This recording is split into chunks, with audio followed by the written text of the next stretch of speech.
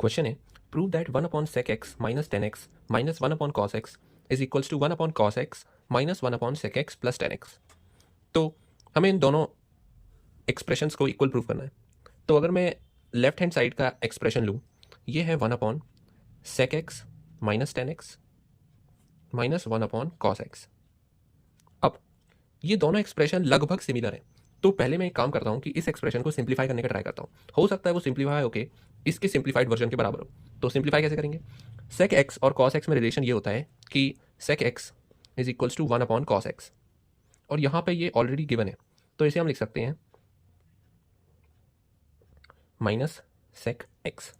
अब अगर हम एलसीएम लें तो ये आ जाएगा 1 minus sec x into sec x minus 10x whole divided by sec x minus 10x। अब इसे अगर हम सिंप्लीफाई करें तो यह आ जाएगा 1 minus sec square x minus sec x 10x, लेकिन ये दो माइनस है तो ये प्लस हो जाएगा, whole divided by sec x minus 10x।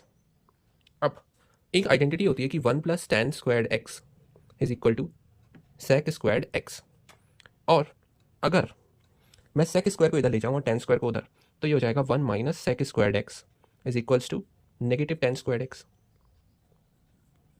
और यहाँ पे हमें 1 माइनस सेक स्क्वायर्ड एक्स दिख रहा है, तो इसकी जगह हम नेगेटिव 10 स्क्वायर एक्स रख सकते हैं। तो यह आ जाएगा सेक एक्स 10x, क्योंकि पॉजिटिव टर्म थी तो इसीलिए मैंने पहले लिख दिया इसे, minus 10 squared x whole upon sec x minus 10x। अब अगर हम इसमें देखें तो दोनों टर्म्स में 10 कॉमन है, तो उसे हम बाहर लिख सकते हैं 10x, और ब्रैकेट में हमें वही क्वांटिटी मिलेगी जो कि डिनोमिनेटर में है, जो कि है सेक एक्स माइनस 10x। अब ये दोनों कैंसिल आउट हो जाएंगे, तो ये वाला एक्सप्रेशन सिंप्लीफाई होकर 10x वैल्यू दे रहा है। अब अगर हम RHS को चेक करें तो उसे भी हम सिंप्लीफाई करने का ट्राई करते हैं। सेम 1 अपॉन कॉस एक्स हो जाएगा सेक एक्स, तो ये हो जाएगा sec x minus 1 upon sec x plus 10x। अब अगर डिनोमिनेटर को डिवाइड करें तो ये हो जाएगा sec square x plus sec x 10x minus 1 upon sec x plus 10x। अब यहाँ पे 1 प्लस 10 स्क्वायर एक्स था सेक स्क्वायर एक्स, अगर मैं 1 को उधर ले जाऊँ तो ये हो जाएगा 10 square x is equals to sec square x minus 1, और यहाँ पे हमें सेक स्क्वायर एक्स माइनस 1 है, तो इसे हम सब्स्टिट्यूट कर सकते हैं 10 स्क्वायर एक्स से, तो ये हो जाएगा 10 square x plus sec x 10x whole divided by sec x plus 10x।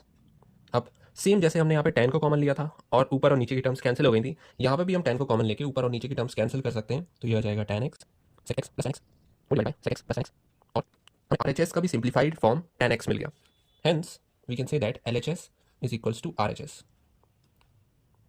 Proved.